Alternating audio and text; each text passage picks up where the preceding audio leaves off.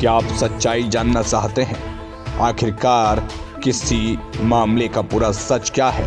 तो आपको लेकर के चलते हैं एक फिर से बड़े खुलासे की ओर। जी हाँ, अगर आप टेलीविज़न देखते हैं तो उस पर रिपब्लिक भारत नाम के चैनल को आप कैसे भूल सकते हैं।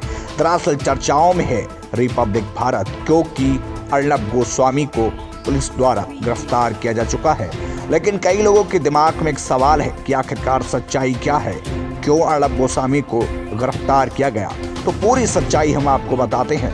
ज़्यादातर लोगों के सामने एक किस्म की कहानी आ रही है कि महाराष्ट्र सरकार से टकराव होने की वजह से अर्नब गोस्वामी को गिरफ्तार किया गया है, लेकिन सच्चाई कुछ और है। दरअसल 2 साल पहले अभिनय नाइक नाम के एक इंटीरियर डिजाइनर ने आत्महत्या की और उसमें उन्होंने अर्नब गोस्वामी का नाम अपने सुसाइड नोट में छोड़ा, जिसमें उन्होंने अर्नब गोस्वामी को अपना वकायादार होने का दावा किया। उन्होंने कहा कि 83 लाख रुपए अर्नब गोस्वामी पर बाकी थे।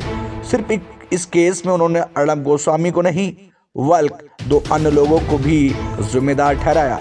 2018 में इस इंटीरियर डिजाइनर ने आत्महत्या कर ली और उसके बाद तमाम जो पुलिस कार्रवाई होनी थी हुई और उसके बाद ये जो केस है ठंडे बस्ते में चला जाता है।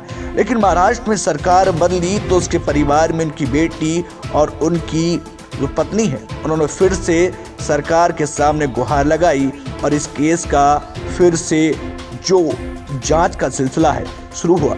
जांच के सिलसिले में पाया गया कि जिस इंटीरियर डिजाइनर ने आत्महत्या की उसमें कहीं ना कहीं अर्नब को गिरफ्तार किया गया और अर्नब के साथ फिरोज नाम के एक साथी जो कि उसी केस में इन्वॉल्व थे। फिरोज पर भी बाकायदारी बाकी थी और एक नितेश नाम के शख्स जिन पर पैसा बाकी होने का दावा उस आत्महत्या करने वाले डिजाइनर ने किया था, उनको भी पुलिस ने गिरफ्तार कर लिया। अब अर्नब की गिरफ्तारी तो हो गई।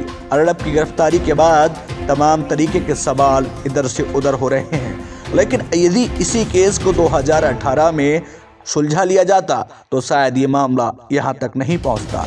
सच्चाई ये है कि अर्नब गोस्वामी को उस इंटीरियर डिजाइनर की आत्महत्या को कहीं ना कहीं उनको उकसाने के लिए इसी रूप में उनको गिरफ्तार किया गया है। लेकिन अब तमाम तरीके के सवाल और भी उठ रहे हैं। फिलहाल जो भी है, यदि कोई इससे जुड़ी और खबर आती है तो हम आप तक पहुंचाएंगे। तब तक आप बने रहिएगा बीपी न्यूज के साथ।